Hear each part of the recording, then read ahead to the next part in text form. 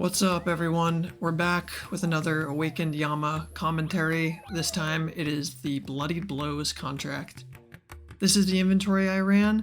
It basically just prioritizes having items where you can push and pull your HP as needed for P3 to maintain certain thresholds to one-shot the flares and to stay alive during the unavoidable P3 chip damage. Basically, we want items that allow us to sit between 10 and 14 HP as needed, so we heal with Guthix Rests, and we guzzle with the Rock Cake to manipulate our HP to be where it needs to be. This is one of two Awakened Yama encounters that I actually feel they did something interesting and transformative and elevated what was essentially just a longer version of the base fight into something new and interesting and compelling from a gameplay perspective. I was not the biggest fan of these contracts, but credit where it's due. This fight was fun to engage with. There were some interesting levers being pulled for skill expression that were kind of unusual to me. I hadn't seen before, particularly this idea of how we need to manage our HP in phase 3 to deal with the mechanics of the room properly.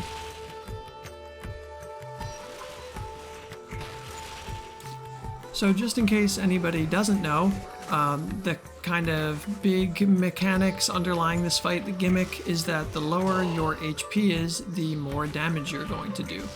This allows us to effectively always be sitting in a range where we can be one-shot if we make any mistakes, and in return we get a much faster and easier fight where we're dealing lots of damage and we're always one-shotting the void flares that spawn.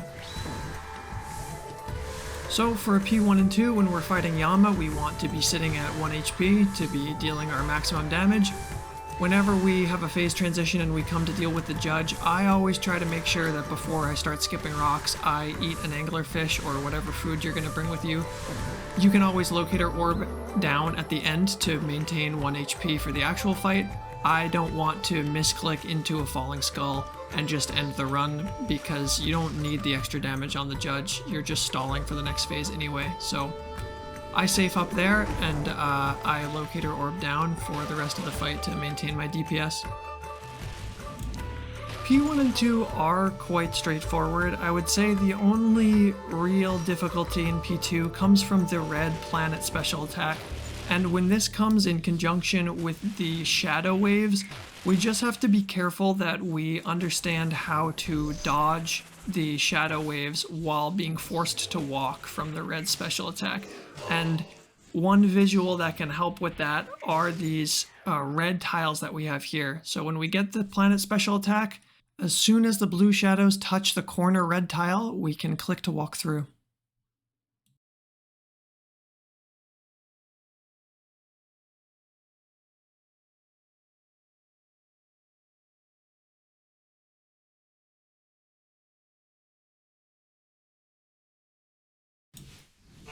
Now it is time to have some fun. It is P3, and this is probably the most interesting, maybe the second most interesting P3 out of all the contracts in my opinion. You're being asked to do a lot of different things here, and it makes for a really engaging, really punishing, and sometimes really frustrating final phase of this encounter. You want to make sure that you are sitting at a sweet spot HP threshold of between about 10 and 14. You want to be 14 HP or lower to be one-shotting the void flares that are going to be spawning continuously, and you want to try to be above 10 to avoid getting one-shot by the maximum potential chip damage for Yama's auto attacks. So in P3, you will be dodging falling bombs, you will be keeping track of his attack cycle, you will be dodging waves in the middle and on the offsets, and you will also be managing the calculation of the amount of damage being done through the chip and the amount that you need to heal to keep yourself in the ideal HP threshold. If you make a single mistake, if you fall behind in any of these aspects, you are dead instantly. It is by far the most punishing contract, and in that way, this time, I think Jagex actually got punishing right. It's very punishing, but it's also very fair, now that they have adjusted the chip damage, and it is very fun.